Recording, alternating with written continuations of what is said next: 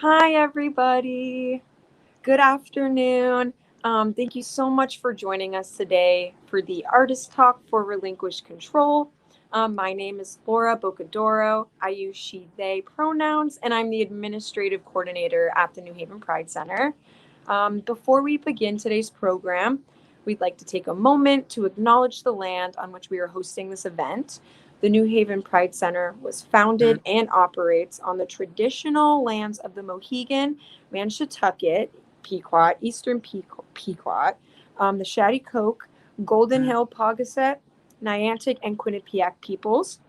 We hope that from wherever you are, you take a moment to acknowledge and honor the Native people whose lands you occupy and the history of the place you are in. You can find out more about Native lands at native/land.ca. Now I'm excited to welcome you to today's program. We are sitting down today with queer artists from Fairfield County for our artist talk of our new exhibition, Relinquish Control. Maria Altamura, aka Basurababii, is the guest curator for this show, also from Fairfield County, and also one of the artists in this show. Finally, before we begin, we'd like to thank our sponsors who made today's program possible.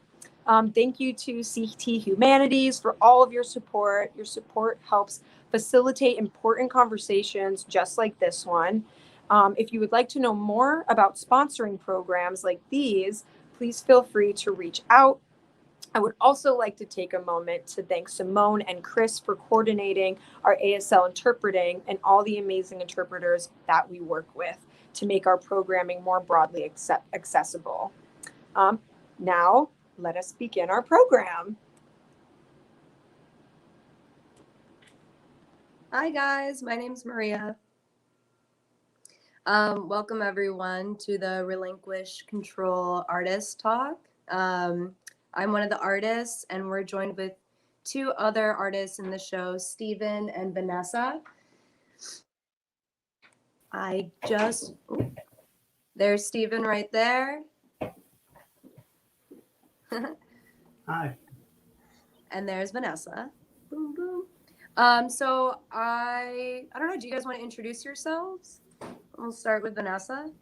Sure. My name's Vanessa. I'm from Norwalk, Connecticut. My pronouns are she, her, hers. And yeah, I'm excited to be a part of the show. I'm Stephen Cardone. I'm from Trumbull, Connecticut. My pronouns are he, him, his. And I too am excited to be part of the show. And I'm Maria. As I said before, she, her, hers. And I'm also excited to be a part of the show. When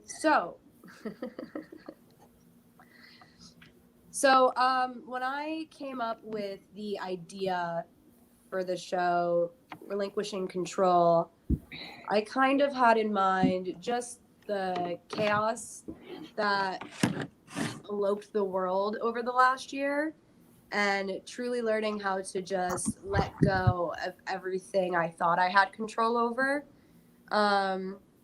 I wanted to get an idea of what you guys thought of when you heard the show name originally. And I guess we can go with Vanessa and then Stephen. Sure. Obviously, I agree with you. We were very unprepared for what happened in the last year.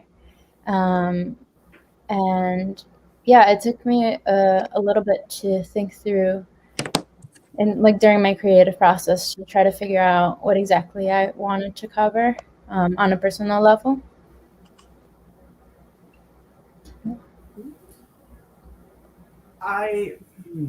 It's interesting.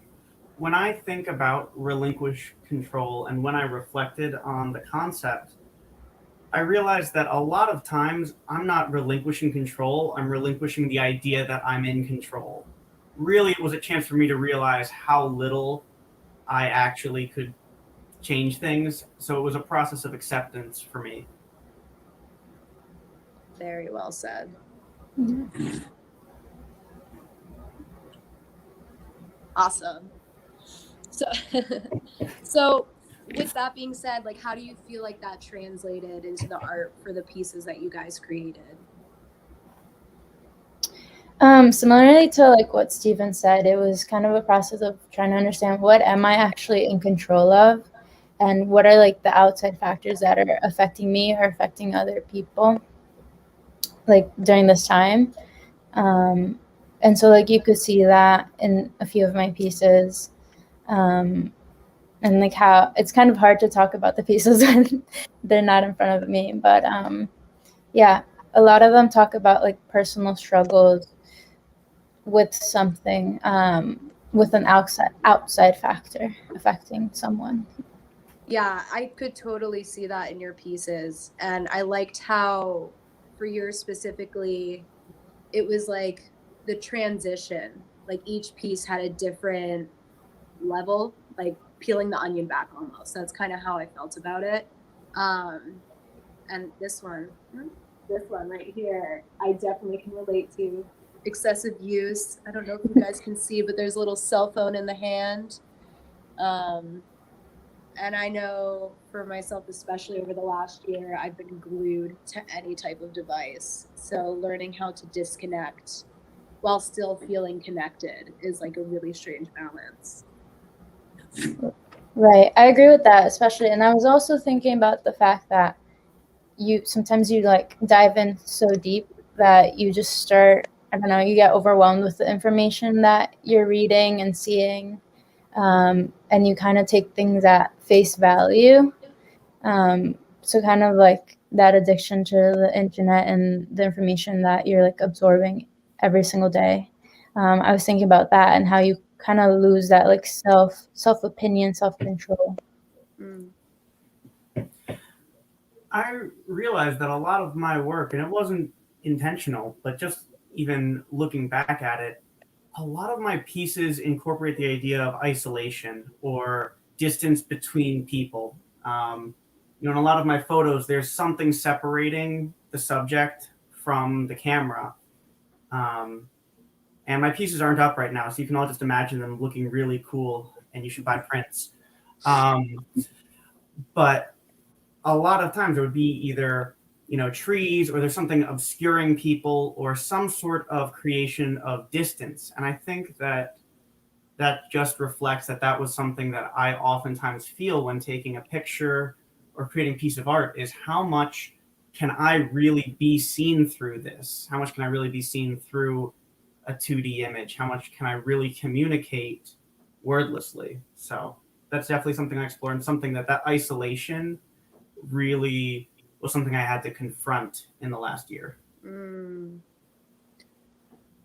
And I dealt with it by getting some mannequins to keep me company. Love that. Yeah, it's actually, now that you mention it, I can definitely see the separation that you're talking about between each like model or image that you have. And I really, really love the piece that they used for the show with all the hands and then just like the person in the middle, because it kind of ties into the concept that you were talking about, Vanessa, of like receiving all this information at once. It's like these hands are grabbing at you, all the time. And it's, especially now with the way information is, pushed around, it's great, but it's scary how quickly we're able to retain things and how deeply are we actually retaining them. And a little bit of background info on that piece that I think might add some depth to it is that was originally just a photo of me standing straight. It was a figure study of just me standing completely neutrally. And then I went in and I cut out the outline of myself and got rid of it. And then I used it with my own hands from that picture, replicated over and over and over hundreds of times, then overlapping the silhouette of myself. And that was the process for making that picture. And I think that speaks to the point that you're mentioning about that feeling of being overwhelmed, or like people are grasping at something that might not really be there. It's the idea of a person and not the person. Yes, true words. Thanks. That's awesome. I love it. And I love like both of your works separately. And one of my favorite things is like bringing artists together, like just the collaboration and, seeing how everyone's work lines up, if that makes sense. I was so excited to do this show for that reason. Let's see, what's our next question? Oh, so the next question is about mediums. What mediums do you guys use? What's your favorite medium to use if you use more than one? I've worked with a lot of mediums. I studied art in my undergrad. I just graduated last year. So I do like ceramics, painting, illustration, graphic design, architecture. So I'm a little bit all over the place. But I would like to say that with these pieces especially, I definitely gravitated more towards the design components of it, and focused kind of like just on black and white and solid figures. I work exclusively in digital mediums, photography and video, and recently I've been looking more into doing collage style work with photography, like one of the pieces that's featured. But even then, I do like to explore what it means to have it be a digital piece, that it's not something tangible. It's a series of ones and zeros that are coming together to create the impression of a thing. And that's something I'm always interested in exploring, is the fact that these are not tangible things. It's really sort of ephemeral.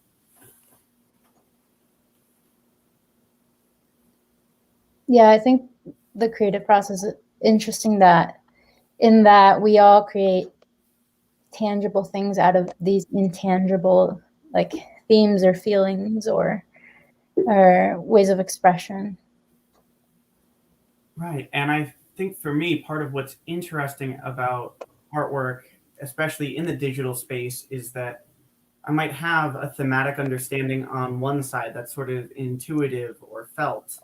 And then on the other end, I can describe any piece as a series of numbers, a series of settings. Here's the aperture, here's the shutter speed, here's the color temperature. And then what's somewhere in between those two, the piece exists. That's so cool. I strictly work with acrylic, so I have no idea what you guys are talking about. Me either. But I mean, I've done some like Photoshop here or there for Instagram, so I know what but but I can relate to kind of what you were talking about like making these pieces out of numbers, I guess. So the reason my name is Basurababii, which means like literally trash baby or baby garbage, however you want to think about it. I strictly upcycle. So all of my canvas is like previously used paintings. And I don't really have an idea of what I'm going to create before I create it. I'm still very new to all of this. So I kind of just go in practicing mindfulness based off of what image is already there and then create a totally different image. So that I'm kind of on the same wavelength as you guys in a different way. And that's really interesting. Oh, that's really interesting, Maria, because I do the same thing, but I'll take a picture, I'll take hundreds of pictures, and I'll find a few that speak to me. I won't really think about it other than it speaks to me. Like this morning, you asked me for some titles for the pieces, and the reason it took me an hour to get back to is I had to think of titles for all the pieces. Because as far as I was concerned, it was IMG_2177, DSCF _2486, and so on. That's so funny.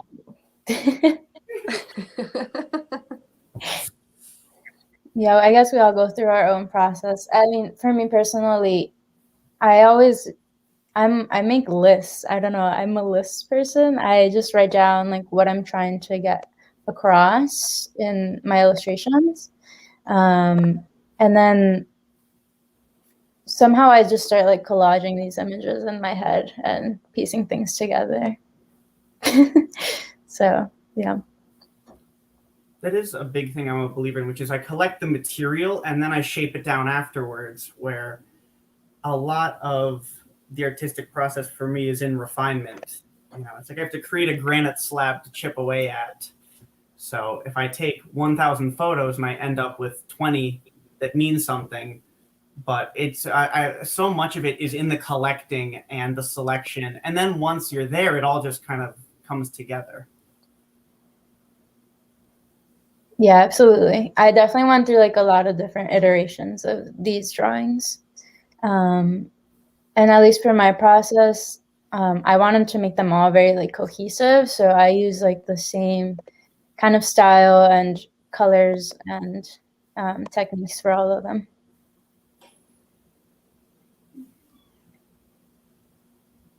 Yeah, and the black, like I wish you guys could see how deep that black is. It's almost like it's velvet. Like I feel like I want to touch it and it's just going to be like soft and fuzzy. It's so crazy to me.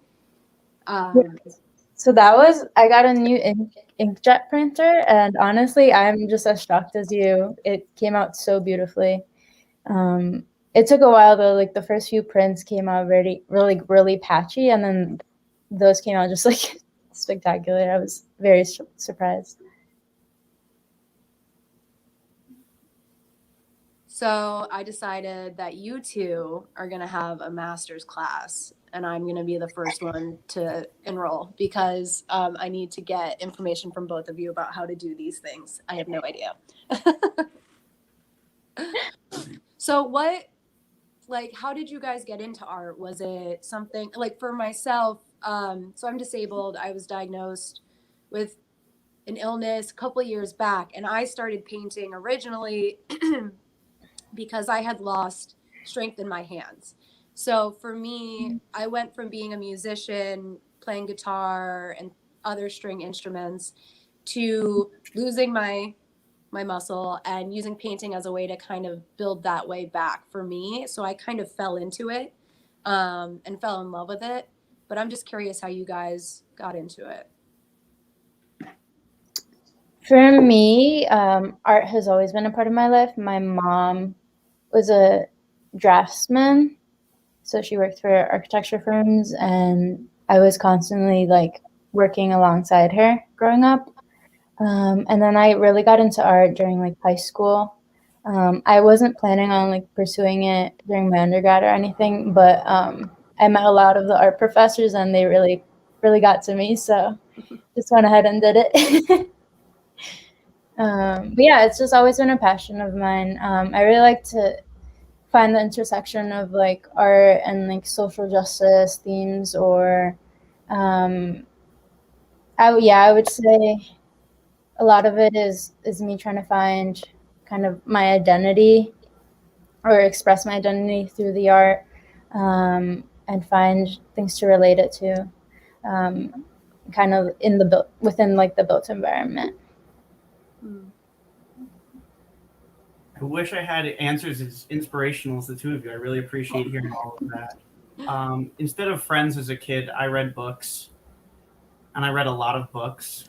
I watched a lot of movies, and when I was 12, I got a camera and decided to start making our own. And so for me, it started off more as a technical pursuit where I just was interested in the process.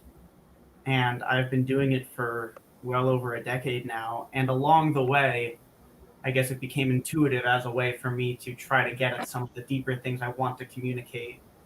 But even then, I'm not always sure. I don't think of myself as an artist, quite honestly. I think of myself as a technician, and it's something that sometimes I feel insecure in these kind of settings because I don't feel like I have I'm not sure if I have that same personal connection to the process so much as just a love for the process itself. You're an artist. Yeah. I hate to tell you, but you're an artist. Welcome. So, Vanessa, you said something interesting, which was about how you tie your identity into your pieces. And I can definitely relate to that. And I feel like, maybe every artist without realizing has like their own signature little things that they do where you can kind of tell them apart from other artists. I know definitely in this show, you can tell who's who. And not just based off different mediums, you know, just different styles in general. So how do you feel, well, and also this being, you know, an all queer artist show, like how do you feel your identity ties into your art specifically? That's such a hard question. I know. But let me think about it for a second. I guess I would say that as like a queer person of color, I've always wanted to kind of explore my identity through art, whether that be like through like the exploration of like my own culture and like my upbringing, or just like a reflection of like the outside environment. And what I mean by that is that like a lot of my pieces are based on memories or based on kind of stories, or actual physical like objects. So that's a way kind of that I bring in my identity through my work. I have to admit that always my impulse with that question is to just say, "Oh, it doesn't," but that's not true, of course. I think that especially it's a tempting attitude to have, since I'm a debatably straight passing white male, so I'm in a society that treats me as the default. So it can be tempting to act like there's no intersection there. A lot of times in my art, what I value connection with people, and almost all of my art is collaborative in some way. The one piece that I did alone for this show was the one about how I feel like I'm not even there. But in all the other ones, I really try to talk to the people in the photos and take a photo that could only make sense for the person in it. So I really try to listen as much as I can to adapt my style to showcase whatever intersections of identity might be most important to whoever I'm working with. And that's sort of how I navigate that. That's really neat. I've never really collaborated with others when making like pieces. So for you to put yourself in other people's shoes and like create something that represents them is really cool. Yeah. I'm not that interesting on my own. I'm sure you are. Well, thank God you have your mannequin.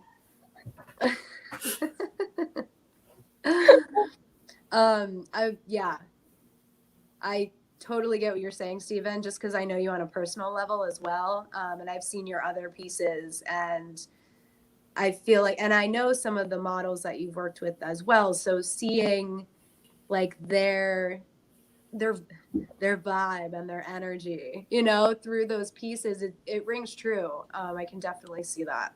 I know for myself, typically is a little more like explicit work. This is actually like more toned down than the stuff I've done in the past. It's geared towards a lot of like of the female body and things like of that nature. I don't know what words I can use on this chat, so I'm just gonna leave it there. But yeah, and color, you know, I think for me, I spent a lot of time, I didn't come out until I was 23 maybe. So I spent a lot of time hiding myself and not just being my authentic self. So I try to explore a lot through color, as you can see what's going on here now. And just, you know, feel it my way. But I wanted to ask you too, is this the first queer art show you guys have been a part of? Yes. Ooh. Yes. It's the first art show, period, I've been a part of. No way. Well, congratulations. Welcome. First time for everything. Pop the cherry. 2 in 1. Solid. Yeah, definitely the first queer show. Have I been in a show with a lot of queer people in it? Yes. But we do tend to follow certain life, what's the word? career paths. But I guess that's a generalized statement, so maybe not. We're just artistic. And then Artistic is definitely a word that was used to describe people like us. You know about him, he's artistic. Common one. I definitely got the artistic as well growing up, and a delight to be in class.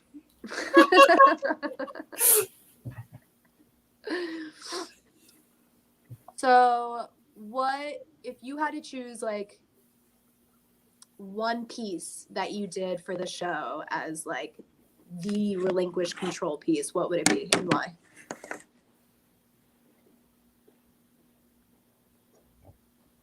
I'll go first. So the piece I did of the legs, it's, I don't know how to, it's like these crossed legs with these pins sticking out of it, and they're kind of bleeding, and it's surrounded by these colors. I'm looking at it and trying to explain it to you guys. For me, you know, with my disability, I deal with pain and it's invisible. So it was my way of kind of expressing my first concept of relinquishing control pre-COVID, and, you know, but also with the understanding that I'm divinely protected, and that I can just trust that things will be okay whether or not I try to control the situations around me.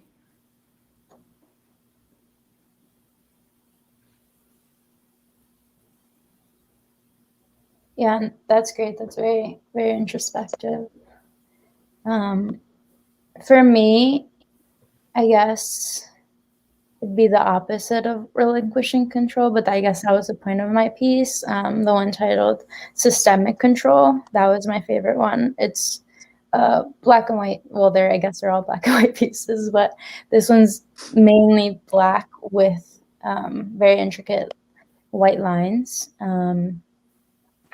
And within the image, it's just a lot of bodies in either handcuffs or being controlled by kind of a dominant figure. And I just wanted it to kind of express the structural and like systemic like disparities that there are and that people are going through, that don't necessarily allow them to be their full self or to actually like relinquish control, literally speaking. So yeah, I just wanted to talk about kind of those racial disparities a little bit, and kind of how people are affected by these things on a daily basis. I feel bad just describing it, so that's one of the pieces, which I can't believe that as somebody who will sometimes complain about Instagram's color space, I would just show it like that. But that was the idea of, for me, relinquishing control a lot of times means relinquishing control of what I think other people see in me, or and that's something that I've always struggled with, whether it's with identity, knowing how should I brand, trying to know what do other people think of me. I mean, just huge amounts of narcissism and self-obsession. So I am an artist. But with that one in particular, it felt like just letting go, allowing people to see me what they need to, and that not needing to change who I know I am and what I know is important to me.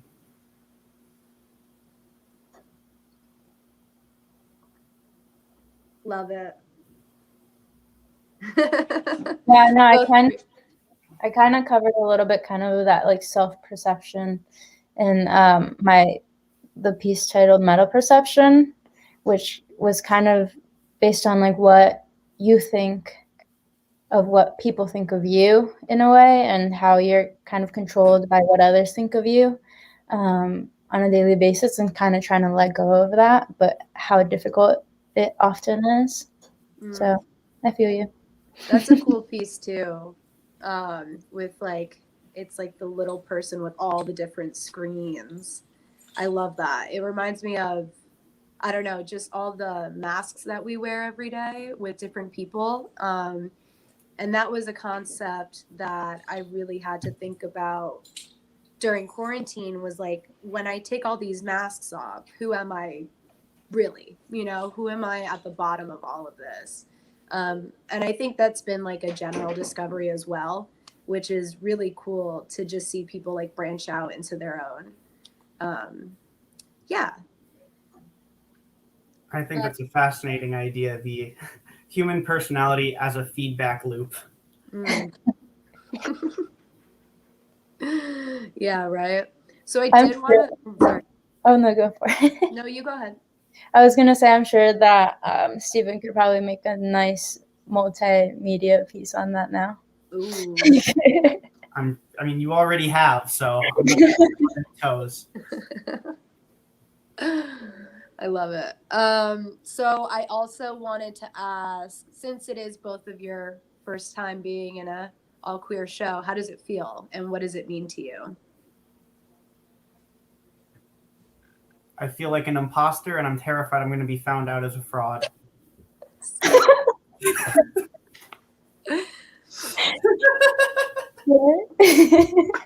Thank you for your honesty.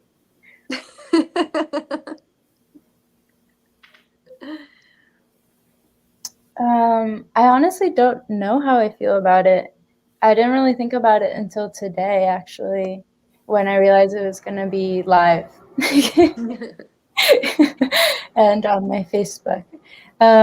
Just because I guess I'm pretty like open about my queerness, but I would say like with friends and like immediate family. But in a public sense, that's just something I've never really explored. So that's a little daunting. I accidentally came out to a lot of people when I first shared that poster.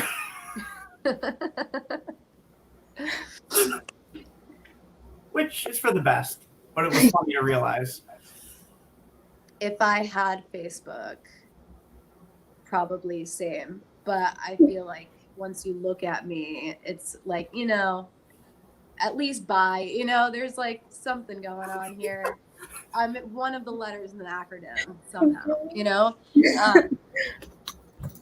But yeah, this is the second queer art show I've been a part of, and I feel like the vibe is always different. I mean, I guess it's more different this time because I'm the only one here in person. But I feel like, and I don't mean this in a bad way, it's not as snobby as like other art shows have been that I have attended. Not saying that I've attended like super snob art shows, but not snobby. It's just not as it's just more free. Like, I don't feel like I have to pretend to be something I'm not, you know, as I feel like many, as we were just saying, we all do, you know, with the masks. But I don't have to worry about, oh, is this person talking to me for this reason or that, you know, it's very straightforward and loving. And that was something I found with queer spaces in general once I started exploring, was that they're just so much more accepting, and I don't feel the need to be a certain way. Yeah, I definitely feel that. I think a lot of the queer spaces that I've been in have just been so like supportive and welcoming. And it's really nice because it allows you just to express whatever you want and how you want without having to explain yourself. I think that in the same way that we can find out things about ourselves when we're alone or creating alone outside of the context of other people, I think there's a lot that I know I've learned about myself from just existing in a space where I know that there isn't any wrong answer, so to speak. And that really gives me an opportunity to think what's actually true for me and not what's the most acceptable thing to present here. Because that's something I'm so used to doing in every area. And it was uncomfortable at first, for sure, to realize that I didn't actually know who I was outside of those masks for a long time. And it really took being around supportive people and a lot of queer people to take some time to realize where I stood on my own I can totally relate. And so, oh my goodness. Okay, I lost it. It came back. So, do you feel that this time over the last year has changed your art style or how you create, or even like the process in which you think when creating?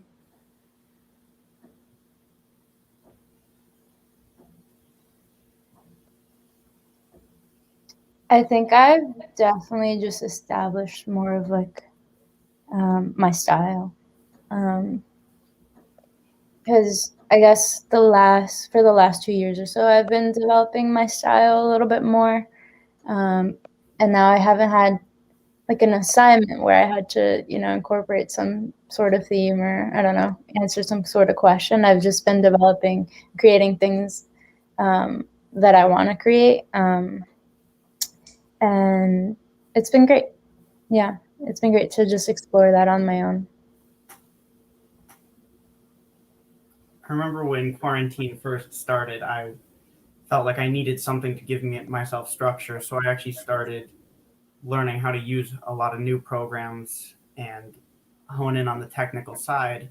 But then at the same time, I spent a long time, I'm so used to creating collaboratively, and I really don't often just create things on my own.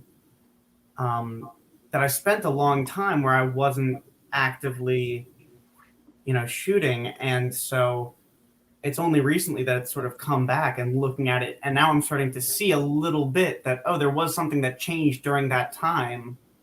But it's hard for me to see the linear path because there was just a 6-month break or so of me really doing anything. And now that I'm coming back to it, I have so much enthusiasm for it. And I found that I'm so much more interested in trying things that are different, that it stopped, being so much about, can I make photos that look like this photographer that I respect or look like this, and just what's something that's different, that's interesting to me and to the person I'm working with.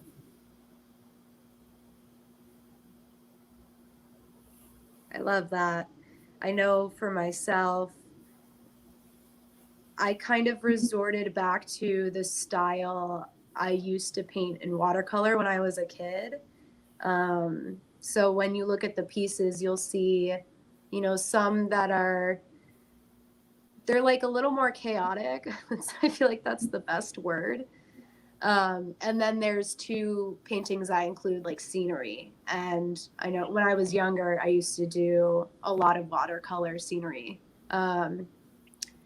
But it did take me a little while to get back into painting. I had a bit of a dry spell during quarantine where I just could not create. I don't know if you guys felt that way too. It was very like sluggish for a while, and it took quite a bit for me to get back into it. And it was really when I stopped trying to push myself to create. Yeah, I mean, go for it. I mean, I think that taking that kind of break is something that we all need as artists, just so that like once we get back to it, we have that like renewed sense of like interest and motivation to do something, create something.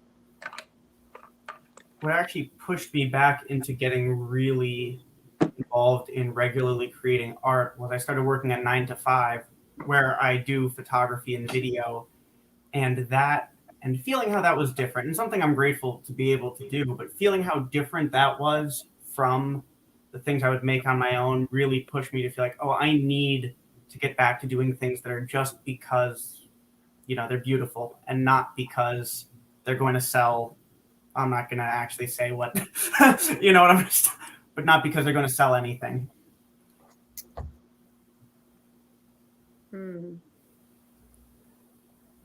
I think it's really cool that you both are kind of falling into your style. Stephen, with deciding like what do I want to create as opposed to what do other people want me to create. And then Vanessa, this sounds like it's your first year out of school. So it's really your time to explore, in what you want to make and how you make it, which is really awesome. Yeah. And for myself, the different kind of visuals that come to mind and how I want to portray them. I don't know. It went from just being like mindless doodles to, you know, something with a message, which is pretty cool. And yeah, so I think we like really went into it. We talked about the masks and, you know, there's so much that you can say with art without saying it. And I think that's like my favorite piece about all of it. You know, I could create something, whether it's a song or a painting or whatever. And, you know, I may have one concept in mind, one thing that drew me to this feeling, right? But someone else can look at it and feel the same thing, but have a completely different reason for it. And it just reminds me that we're all more connected than we may seem. The things I don't know how to say to people are the things I usually try to say through my art. And it's always really hard for me to talk about what pieces mean to me because those are the most intimate things. The reason it became art is because I didn't know how to say it and didn't feel ready to just say it out loud. And so it's a real challenge for me to be transparent about what these pieces mean to me when a lot of times the function they serve is an outlet for the things that, for whatever reason, I'm not ready to just say out loud.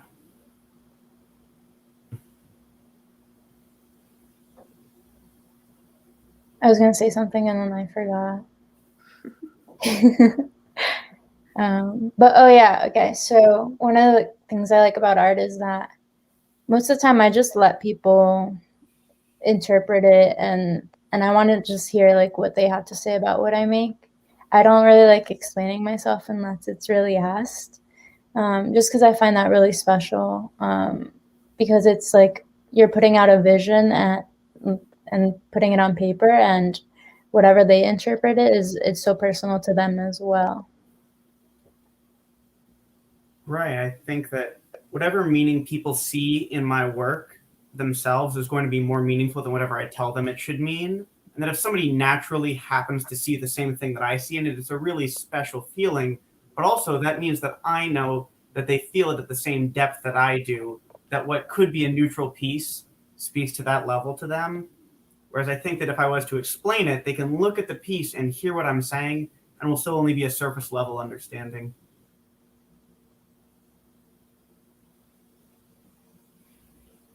This has been so awesome. I feel like we have had a therapy session. I don't know. That felt really special. And I was really happy to do it with the both of you in this context as well. I think it's so cool that we can connect and, you know, I don't know, just because you two didn't know each other beforehand, you know, and then I knew the both of you separately. So it's cool to just all come together and share that common interest and bond. I first talked to Vanessa. Go for it. I was going to say, I first talked to Vanessa earlier today saying, hey, I'm not really an artist. I don't know what I'm doing. Help.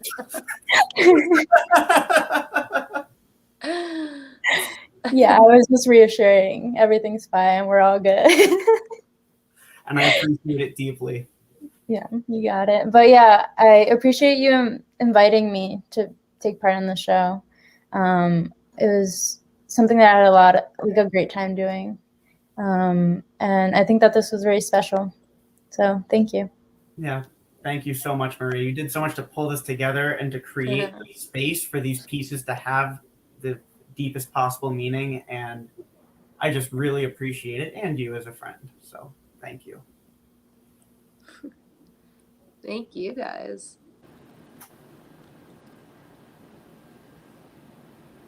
And really quick, before we do our outro, I want to say thank you to the Pride Center for being so awesome. It's so important that we have these spaces and keep them alive. I know the economy's doing its thing, but I'm really grateful that we could all be here together today. Is it me now? um, thank you all for being here. I appreciate you all being here. Thank you again to everybody watching for joining us for today's program. Remember that the center is here for you year-round with dynamic programming, support services, case management, and even more. You can find out about all of our programming and our upcoming programming at newhavenpridecenter.org. I'd like to give a thank you to some of our other sponsors of our arts, culture, and humanities programming. I'd like to give a thank you to the Community Foundation for Greater New Haven, the Arts Council of Greater New Haven, and the New Haven Department of Art, Culture, and Tourism.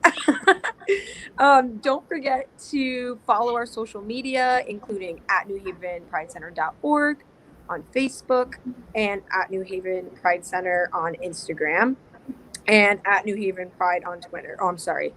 At New Haven Pride Center on Facebook, not .org.